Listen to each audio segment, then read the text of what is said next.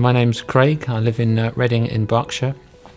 Back in 1990, I worked at an engineering company, and I met a fabulous lady called Karena, and we became really good friends over the following couple of years. And in the middle of 1992, I started going out with Karena. We were already great friends. And very, very quickly, I knew this was the lady I wanted to marry. And I proposed to Karena in December of 1992, and she said yes. And the following July 1993, we were married, and very happily married. 3 years later, our first daughter was born. 2 years later, our first son was born, and we had another daughter in January of 2000. And we did the usual rush and madness of what I think is probably normal family life, with children's activities, mixing pleasure and business and work, and investing in our marriage and trying to do all the things that we were trying to do as a family together. In late 2008, my wife was struggling with some pains that she was having in her stomach. She'd put it down as irritable bowel syndrome, and but in December of that year it was becoming quite bad, and went to the doctor, and the doctor found a lump inside her stomach area, and she was went straight to a hospital. And over the course of the next 2 weeks, we discovered that it was our worst fear, really. And Karena was diagnosed with cancer. It was ovarian cancer. And during 2009, she went through chemotherapy, which initially proved really successful. In April of 2009, she had a hysterectomy to remove the cancerous lumps inside her abdomen. And the doctors were really positive about prognosis for the future.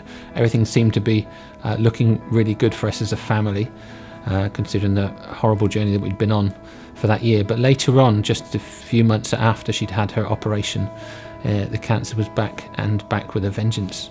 In December of 2009, Karena was transferred to a hospice, and Christmas was coming up, and we had to decide whether to tell the children before or after Christmas. It seemed like an important deadline to us at the time. Now I don't quite know what I was thinking. But we weren't sure how long she was going to live for, and the doctors couldn't really tell us. So on the basis that she could even die before Christmas, we sat the children down along with our good friends, my pastor, and my wife's sister. And then I looked the children in the eye and I said to them that their mum was going to die. And it's the most horrific thing to have to tell your children at that age. And there were an awful lot of tears. And over the course of the next few weeks, my wife became more and more ill, less and less strong. And she died in February of 2010. My children watched their mum die. They were 13, 11 and 10. My life totally was turned upside down.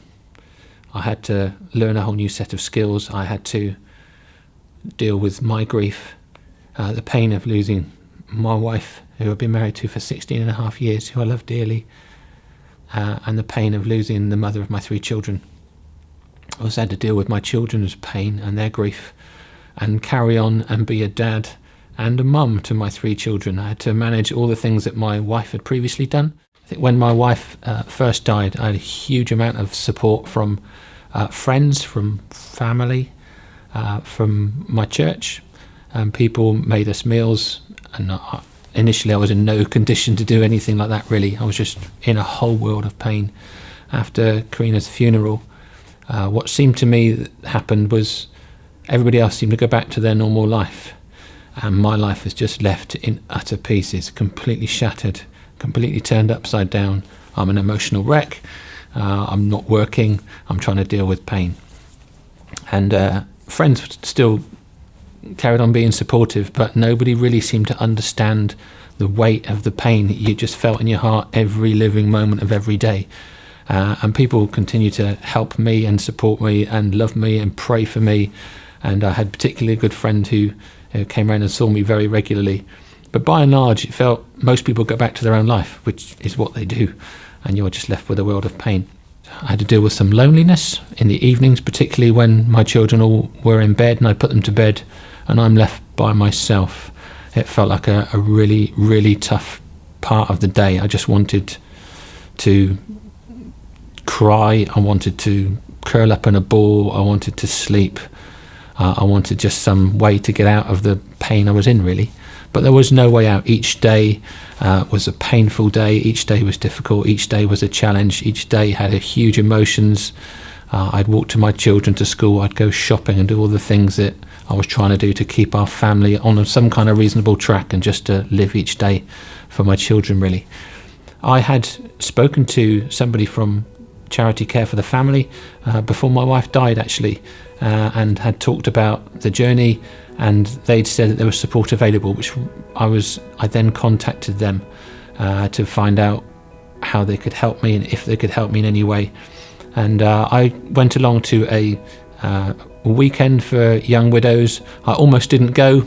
Eventually I did go along to a weekend for young bereaved widows like myself, and it was a weekend which transformed me, really. It was hugely painful. It was hugely helpful.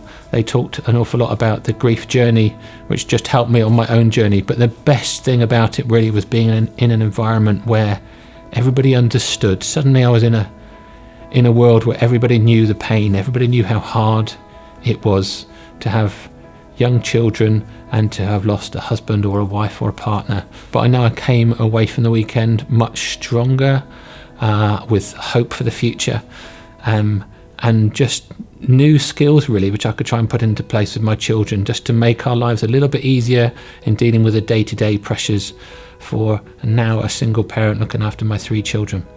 One of the things that happened to me shortly after that was I met a lady called Ellie, and Ellie had lost her first husband, and we had similar journeys, and she understood my pain and I understood her pain, and we talked an awful lot about our grief journey. She was parenting 2 children who had lost their dad, and over weeks and months Ellie and I talked an awful lot about the pain of our journeys and really helped one another.